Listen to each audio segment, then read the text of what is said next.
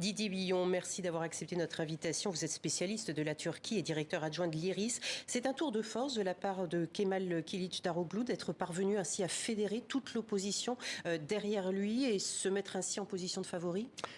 Oui, l'accouchement a été très très long, puisque les négociations en réalité ont duré plus d'un an pour qu'ils puissent enfin se mettre d'accord tout d'abord sur un programme assez épais, 240 pages, qui a été publié au mois de janvier dernier.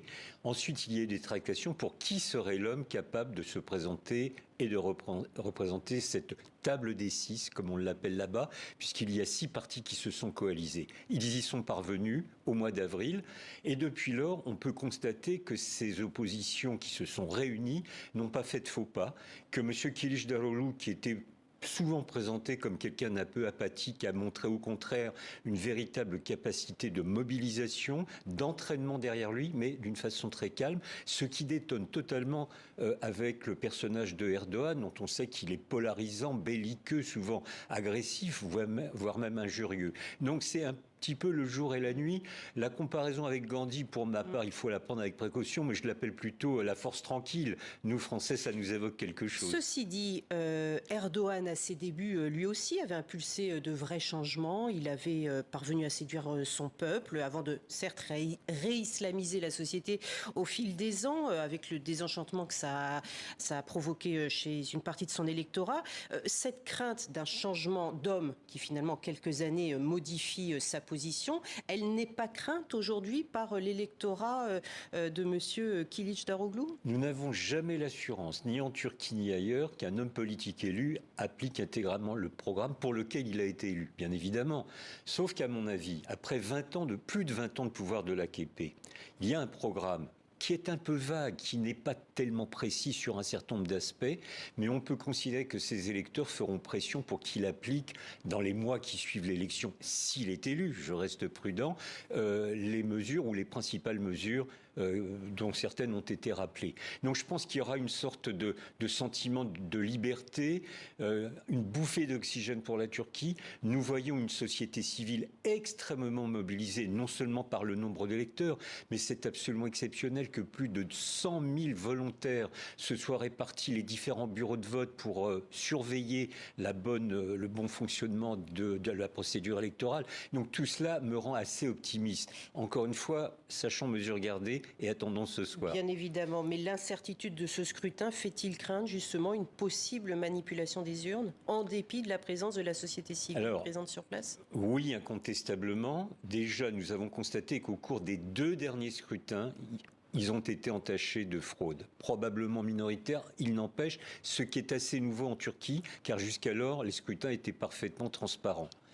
Et bien évidemment, il y a un facteur aggravant cette année. On se souvient tous des séismes qui ont affecté la Turquie le 6 février dernier. Ça veut dire 3 millions de déplacés. Or, une partie de ces déplacés n'ont toujours pas été inscrits ou au dernier moment.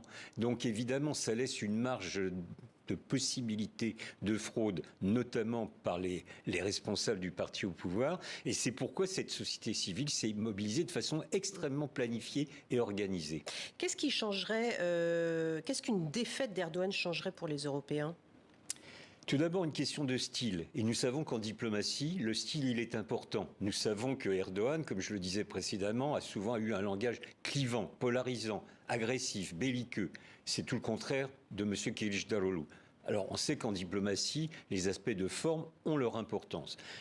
Deuxième aspect, je pense qu'il ne faut pas imaginer qu'il y ait un changement de cap total, radical dans la politique extérieure de la Turquie sur de nombreux sujets, et y compris sur le dossier européen. D'autant que cette coalition composée de 6 partis en possède notamment un qui est assez souverainiste, qui est issu de l'extrême droite, qui s'est modifié au cours des ans, mais qui reste très souverainiste, donc il sera extrêmement exigeant à l'égard de l'Union européenne. Donc je pense que l'essentiel, c'est de pouvoir refluidifier les relations entre la Turquie et l'Union européenne, les mettre enfin au niveau où elles devraient être, puisqu'on constate que depuis maintenant de nombreuses années, elles sont quasiment au point mort, les négociations. La perspective immédiate, c'est évidemment pas l'adhésion de la Turquie, mais je pense une refondation de nos relations avec la mise en œuvre d'un certain nombre de projets communs qui procèdent des enjeux de sécurité, des enjeux de la lutte, concernant la lutte antiterroriste, des enjeux environnementaux, de l'énergie, etc. L'immigration. Concernant, on a parlé de l'Europe, là concernant les relations avec l'Afrique, et on sait que la présence d'Ankara est de plus en plus forte sur le continent, est-ce que là ça changerait quelque chose ?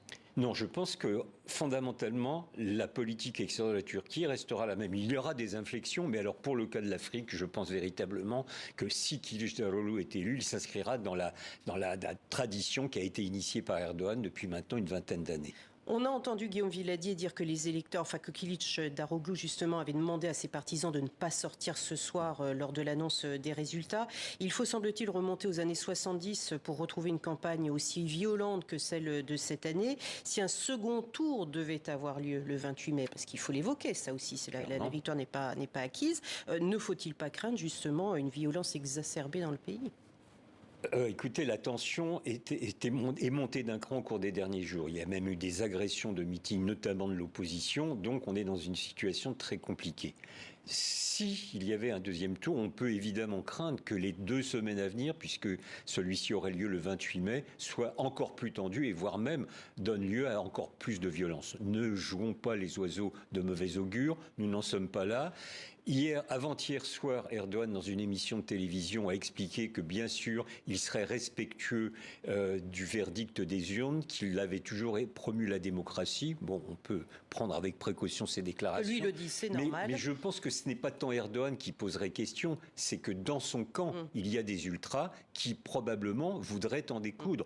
Donc nous ne sommes pas à l'abri de ces violences hypothétiques, mais ayons en tête le fait que le peuple turc, les citoyens turcs, les électeurs turcs sont très légitimistes. Et donc, si l'opposition est élue, je veux dire, la marge de manœuvre pour Erdogan sera réduite. Je ne dis pas qu'elle est impossible.